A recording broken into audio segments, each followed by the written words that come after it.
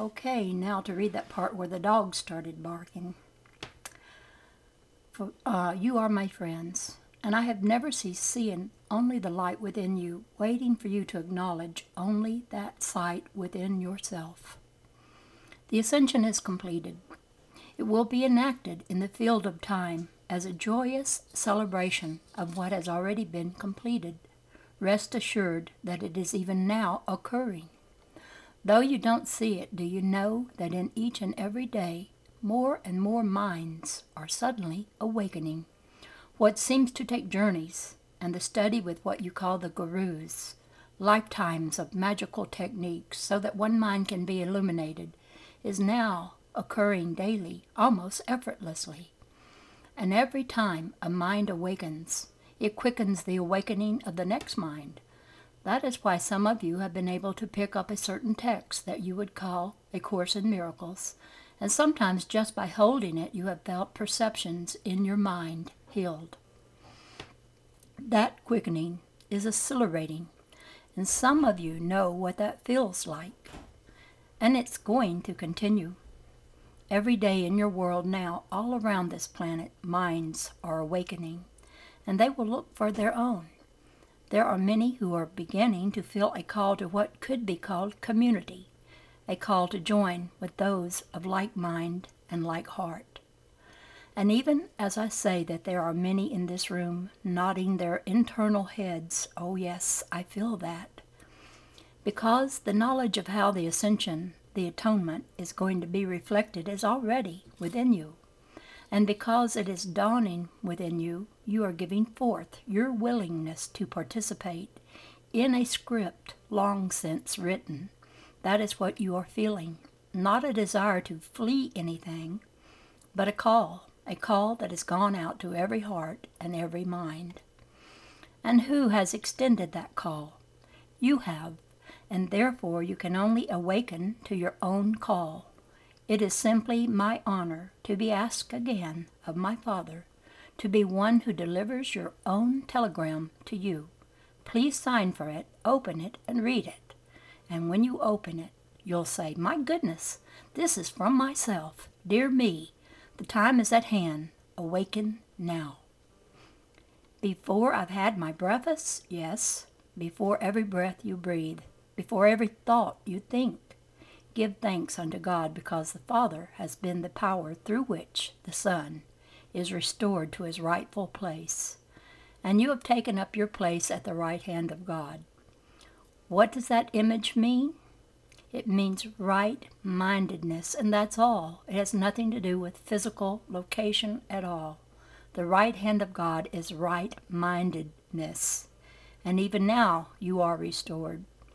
Say yes for a little while. You've been plopped upon your throne, but you seem to be holding on to a different dream, and so you babble a little bit while your Father sits next to you going, yes, yes, waiting for you to stop long enough to see where you are. Now, my goodness, I thought I was in the world. And he leans to you and says, precious son, you are in the real world. The other one was a momentary dream.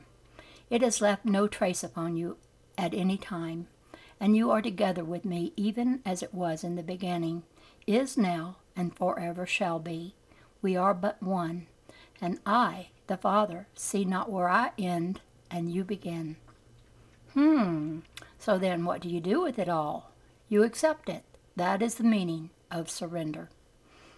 I have said that there are 4 keys to the kingdom: desire, intention, allowance, and surrender. Allowance requires some practice, and the practice replaces the practice of striving and efforting and doubting and fearing. Allowance requires trust and faith, acceptance, and as that is learned, you could say you slip into the sea of surrender, but of yourself you do nothing.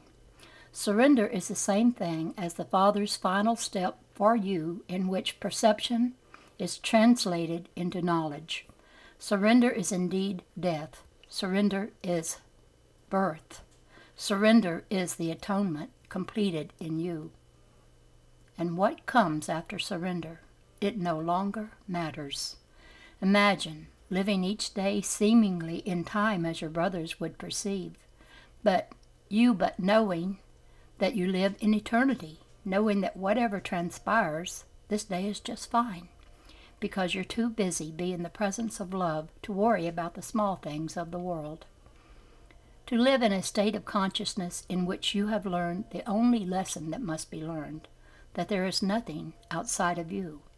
To look from a high mountain upon your great cities, upon your brothers and sisters, upon the very face of this most precious and beautiful planet of yours.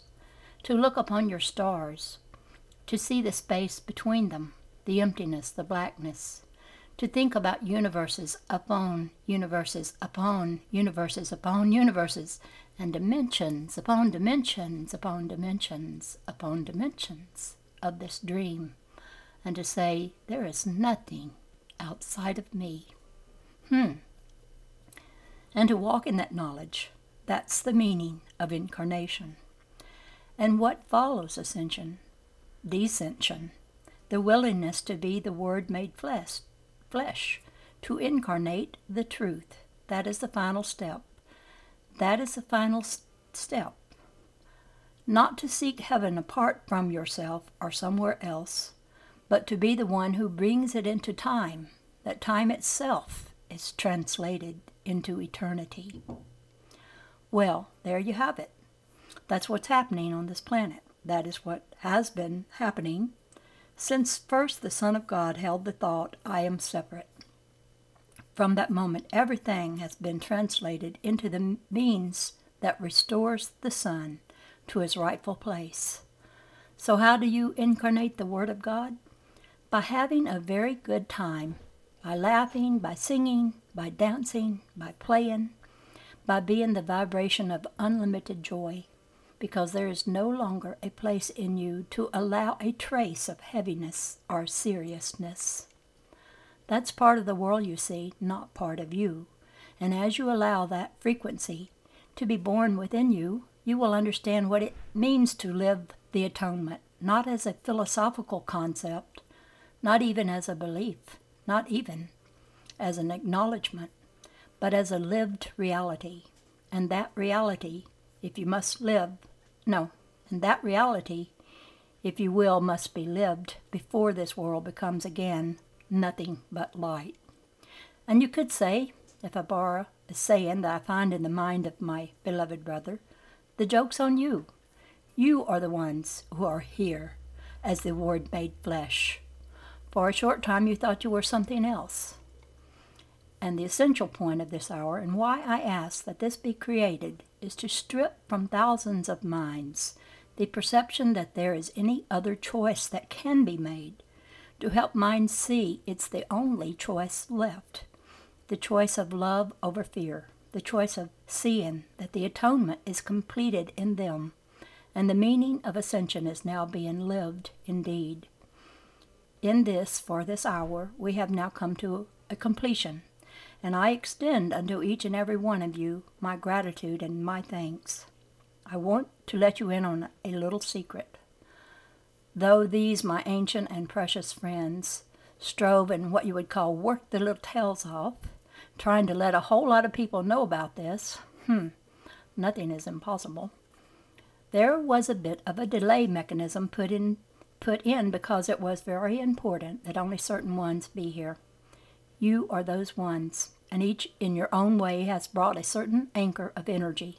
That's the simplest way to describe it, that actually in participating in a little bit of a miracle, because you are creating something that seems to be on a tape. But let it be known unto everyone who views what you call your tape of what this evening's talk has been about, there is going to be felt, perhaps subtly, perhaps grandly, a bit of what would be called a transmission of energy. And I want to let you know that in some deep level within each and every one of you, even those with the gadgets on their ears, you have chosen from the depth of that mine of wholeness within you to participate in this aspect of the orchestration of the atonement, each and every one of you. Therefore unto you I extend my love and my thanks for the beauty and the light and the love and the compassion that lives within you. Thank you, Holy Son of God. For some of you, nothing is going to quite seem the same from this hour. Give thanks for that, and remember, please, I am with you always. Peace be unto the Son of God, who chooses to bring the things of heaven to wed them with the things of earth, that the light of the kingdom might again be extended as far as from the east to the west. Herein is the meaning of the cross, a cross of light in which the child of God, a child of Christ, dwells with an open heart and arms outstretched, his feet on the earth and his mind in heaven, to demonstrate the reflection of perfect love. Peace be unto you, and for now, amen. And that completes this. And I just want to mention this because I don't think it was in there. Atonement. The word atonement sounds like, oh, I've got to atone for something I did. No. Read it this way. At-wone-ment. We have to be at-wone-ment with God, to know we are one with God. There's nothing to atone for. You haven't displeased God.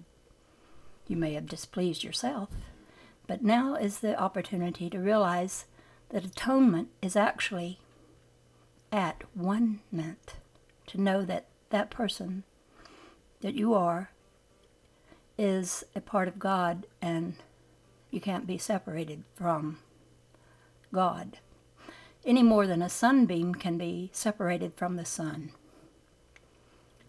Can a sunbeam be separated from the sun? No. It's all part of the same one thing. And when we realize that we are at one with that, then I guess that is our ascension, when we completely realize that and surrender to the fact that, yes, we are God's, and we can go about and say that without fear. And if anyone says, oh, well, you're being arrogant, well, we can tell them to listen to this, listen to these videos, and understand that they too are that you are. And right now in our world, there's a election going on of the candidates for the GOP nominee to run against Obama. And I think none of those politicians really have the true answer, because none of them are speaking about love. And some of them are even saying things that show they definitely don't have love for the enemy, and that they don't believe that if you live by the sword, you will die by the sword. And they're talking about wanting to start a war with Iran, and it just sometimes makes me feel real sad. But then I think I have to see the Christ in those politicians. I have to believe for the best about them. And I'll use this little time that I have right now at the end of this video to say, I wish others would join me in loving the enemy, whoever you see the enemy to be. And loving them doesn't mean you approve of the things that they do or say. Loving them means that you wish for them God's blessing on them, which may be that they come to understand that they have been wrong, that they have been in fear, and that they have been acting out of fear, which is not a very powerful place to be living from. Because anytime you act out of fear, you're coming from a place where there's no power. And fear can only perpetuate itself, and it can only cause things to continue to be as they are. It doesn't really help anything. So come from a place of love and wish upon those you see as your enemies. Wish for them to know love. Do it and encourage others to do it. And I'm talking to myself now. Refrain from thinking bad thoughts about some people in this world, and see them all as the Christ of God. And great changes, great changes will happen in you as you do this. And when you, even just when that's just your intention, even though you don't completely get it done in your own thoughts, if it is your intention, that counts. because sometimes we fail in our intentions, but the fact that we have an intention that this is what we want to do, God counts that as very important. And I hope that people will intend to send loving thoughts to the enemy. And this is the Dove Lady over and out.